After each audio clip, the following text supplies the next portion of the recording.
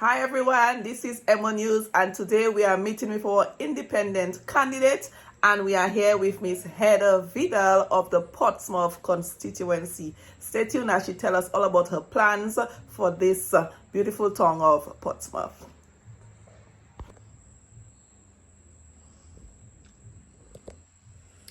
Hi everyone, my name is Heather Vidal, and I am contesting the 2022 general elections as an independent candidate. I am a community individual. I am a youth advocate. I believe in community development, the community advancing, and I also am an event consultant by profession, strategist, decorator, and hospitality art instructor, as well as a housekeeping instructor. That's practically Heather for you in a nutshell. Why did you decide to go up as an independent candidate? I know a lot of people have been asking this question. I decided to take the bold step to contest the general election as an independent candidate because over the last, I will use 22 years, but from since I have been small, I know that Labour has been in the arena and Labour has been constantly winning the seat in Portsmouth. But for the last 22 years, the Labour Party has had the opportunity to develop the community of Portsmouth, and they have failed us over and over, time and time again. Every election, the same promises that are in the manifesto, it continued to recur with nothing happening at all. And I decided that for such a beautiful community, a lovely town with such great potential, I see Portsmouth as the heart of Dominica. And if Dominica is to grow, they need to develop Portsmouth. And I know that I can contribute something through working with individuals, collaborating with both Portsmouth people here and Portsmouth people in the diaspora, as well as bringing proposals before the government. And I think with my personality, the on-the-go person, the person that wants to see things move, I think I can make a significant contribution towards the growth and development of the constituency. What are some of the plans you have for Portsmouth? I have a lot of plans for Portsmouth. It is so dear to my heart, but some of the greatest plans of things that I'm looking forward to doing and working with my people with, and to also be putting before the government, is that of one, we need to see that administrative building, the commencement of it, and yes, the completion, because it is a dire need. We need to go to Roseau for a simple birth paper, and I think things can happen and it can be better. Also, if they do decide to construct that building, I would very much put in or make a great demand that most, if not all, of the persons working in the building, as well as those working during the construction phase, comes from the constituency. It would help to generate some form of money in the community. I have a heart for tourism. There's so many beautiful spots that we have, and I think that we can develop our tourism product, and we can also develop the markets such as the Indian River, create a festive village for the tourists when they come in. We have the Purple Turtle Beach, the Cabrits.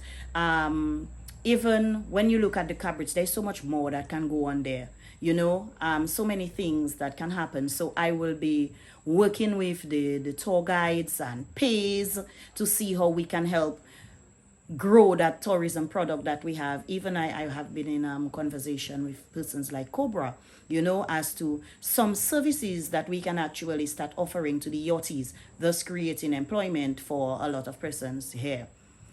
Youth is dear to my heart. A lot of the youth, they're just there, aimless. They're not too sure as to what's the next move, what's the next step. Some of them, they may have plans, but it is my intention to work with them, use skilled and trained persons from the constituency as well, and even out of the constituency to come in, to work with them, have different workshops, develop their skills, get them certified, not just certified, but internationally certified within certain occupational standards, create the creation of a youth center through collaboration, sports. For everybody, if you live in Portsmouth and you don't know that, I played netball. Then, you know, I love netball. I love the sports, Cynthia Joseph. And we had people like Bloaters. Sports was a huge thing in Portsmouth. We had the Northern Netball Festival. You know, we had the basketball festival and all those things. So the revival of sports. And also, if to try to work to see if we could get what we desperately is in need of an indoor sporting facility as well within the community. Those are things that have been spoken about. They have been promised. So it's not anything that we have been hearing for the first time. But now is the time that we put the pressure on the government to deliver the things that they say that they're going to deliver, as well as now is the time for us to group the people together as a community. I think the community need guidance. They need somebody to lead. And that person need to take them by the hand and walk with them, bring them together. And that's the objective in terms of working with the community. Creating a technical vocational institute is dear to my heart as well. I will not be able to do it alone. I will need the support from the government. I will need the support from the community. But most specifically, all of us in the constituency, we're going to work together. This time it is our time.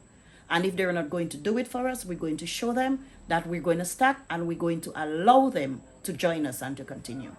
A lot of people are of the view that your family is staunch Labour supporters, and you are going up as an independent candidate. Are you affiliated anyway with this Labour Party campaign? No, I'm not affiliated, and I will be honest with you, my mom is a strong Labourite. I grew up in a very, very strong household, you know. I remember doing so many little things, you know. Now we have staple guns. But before staple guns, it was flour paste. I remember staying up late at night preparing flour paste for my mommy and them to go and stick posters and all these things. So, yes, of course, strong Labourites for sure. But there comes a time when you have to wake up and you have to tell yourself, it does not matter whatever I'm supporting, but wrong is wrong. It's like your child. You have a child and you love that child. But whenever you see that child is going wrong, you need to pull up that child. You need to discipline that child. There is something you need to do. You need to take a stand. If it means you have to take that child's favorite toy away, then you have to do so. And that is my stance right now. You know, I think that the support that we need, we're not getting it. And I am mature enough to make a decision on my own without being dictated by anybody to see that the growth that we're looking for, it is not coming forward. And I've decided to take that bold step as an independent candidate. I am not affiliated with any campaign or anything for the Labour Party. And when I win that seat, I will not cross to go over and meet with them. I will remain as an independent candidate and I will continue to work as an independent candidate. What is the vibes on the ground? What are the constituents of Portsmouth saying to you as you go around? Interestingly, there's mixed feelings, you know. There are some of those who say their favorite slogan, which is I was born Labour, I will die Labour. And I still don't allow that to scare me, and I don't allow it to push me away. Instead, I try to sit and reason with them, ask them certain questions, you know, like, just close your eyes and let's just walk down memory lane. You remember the hospital? Is that the hospital that you knew, you know? Is that the Portsmouth that you knew? Can you remember Fetmawe? Can you remember these? You know, and some of them, they do understand, you know.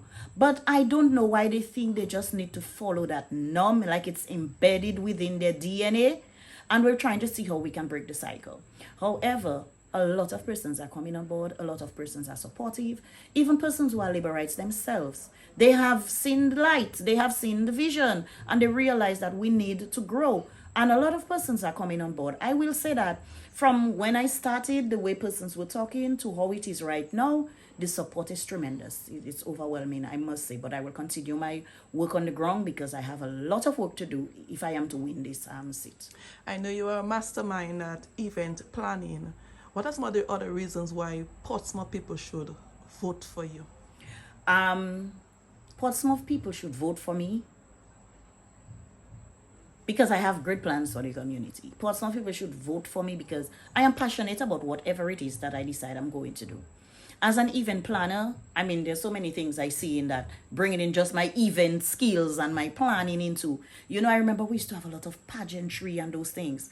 That in itself is a way of, bringing in some money. We have the Elmer Aarons, we have our cultural groups. All these are different types of events, so we're going to try to see how we can bring back those things and revive them.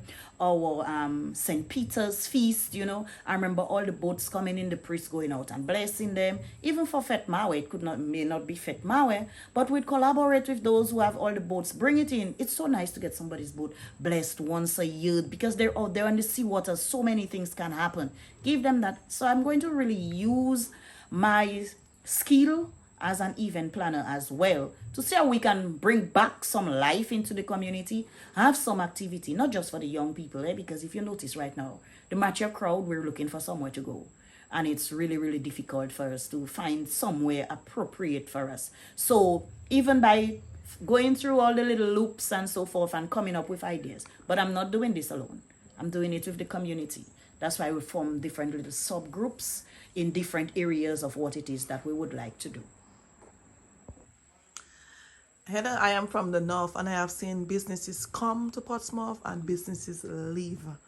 I mean, what are your plans to keep this economic boom in Portsmouth? Because we need some more economic activities in the town of Portsmouth. Okay, I am a victim of some businesses leaving Dominica and Portsmouth for sure. We had Ross University. Ross University left and nothing has happened, And I mean, there are so many things that this government could have thought of to replace Ross University. We do not necessarily need a medical school to replace it if we can get it. How about a hospitality institute and open it to the region, And we can go ahead and even use RUH as the hotel part of it. So hands-on training, open it to the community, even to the international world. Persons can come in, pay their monies, but yes, these persons are in an institute, they're training, One of the things that I'm really looking to do again to see how we can bring that back is by creating something such as an employment agency. Because with an employment agency, we can groom, I can groom, and if you notice, I say we, because I'm looking to bring on board professionals as well. Work with the professionals within the constituency who has the know-how, so that we can get this thing moving. That's why I say we, through me leading the way, if you understand, right?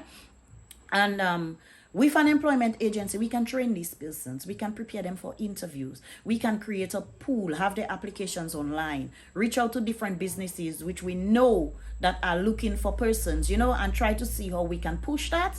That is another way how I think we can try to see how we can create employment for the individuals. With a youth center, we may not be able to employ a lot of persons, but with a youth or resource center, we can facilitate and collaborate with our Portsmouth diaspora, get some computers, put it inside there. We could employ somebody who could be manning the computers, ensure that these young persons, when they come in, it doesn't matter what age you are, you come in to use the computer probably to print an application. Not everybody have access to a computer at home. And probably create a small library, so even if the library is closed, they can come there, they can do something. We have somebody, entrusted to that. I have already figured out different ways how we can even assist with obtaining of birth certificates, etc. This I can share in a town hall with my community, etc. And we could have somebody, so at least maybe 3 to 4 persons working in a resource center. That's 3 to 4 persons off the streets, I have also looked at the Indian River, creating a festival village around when we have the tourists coming in to go up the river. So while they wait, we bring in different persons so products can sell. We have Diane, Joan, Tufi, there's James Reiner. We have those who does the confectionery, the coconut water, local fresh fruit juices, etc. And just have a nice festival with local music, set the ambiance and everything. And a few persons more is going to come on board and get money. Like I said, I've already spoken with Cobra, how we can collaborate together to create some form of employment for persons with the UOTs when they get there. And just see how we can get governments to see if they can use some of the, I will put proposals before the government, to see how they can use some of the CBI profits Instead of just investing it in concrete, if they can invest it into small business for young persons, business that need the boost. But we will not just give out money. Do the survey. You know, even as the parliamentary representative, walk around, look at the people, know their needs, what businesses they are operating. Is it legit? Do they have all the necessary documents to be operating? Work with them and see if I can put in proposals so that profits from the CBI can be invested into the community through job creation and through the opening of small businesses. What are your views on electoral reform? I definitely believe that we need electoral reform. I have first-hand knowledge of things that happened last election. All right. And I did work in the polling station for Labour Party last election. The beautiful thing is, and what I want persons to know, because I'm running this election, I want all the agents to be knowledgeable. No matter what party you represent, the agents have the responsibility also lies in the agent hand, especially now that we do not have that reform. Because if you step in and you say you're Emmeline Anselm, I know Emmeline Anselm. And if I see this is not Emmeline Anselm, the agent has the right to say this is not Emmeline Anselm. And I think some persons in there, they're probably not familiar. So a lot of things people end up getting away with a lot of things. We need the reform. We need to ensure that the correct person is voting. We need to ensure that it is James that's really there. There are some persons, they have two names. I remember when I was carrying Lawrence, I went to the post office and I got a letter for Magdalene Lawrence because Magdalene is also my name. But that was not for me. So with that ID, collaborating with or it's in tandem with our voters ID, it's going to make it easy. I think it's going to be, the election will now be fair and balanced, and I think that the government need to do something about it. The president did said that it was going to happen, and it's rather unfortunate that we are in this situation right now. What are your final comments? What plea do you want to send out to your constituents of Portsmouth? I want to tell the people of Portsmouth, the constituency, Dodan and Bon. Dodan and Bon, I know you, I love you, and I am part of you. Come out on December 6th and vote for the tree. The tree is a sign of life, revitalization. Time for us to break the norm. Let us send a clear message that we are ready for development. We are ready for good representation. Someone who knows the people, someone who is on the ground with the people. Come out and vote for me if you want to see progress and development in Dominica. We have been promised those things for years. It has not been delivered. Do not gamble your vote again. And if you want to tell yourself gamble for gamble, then go ahead and put that X next to the tree, because I can guarantee you that I'm going to work for progress and development for the constituency.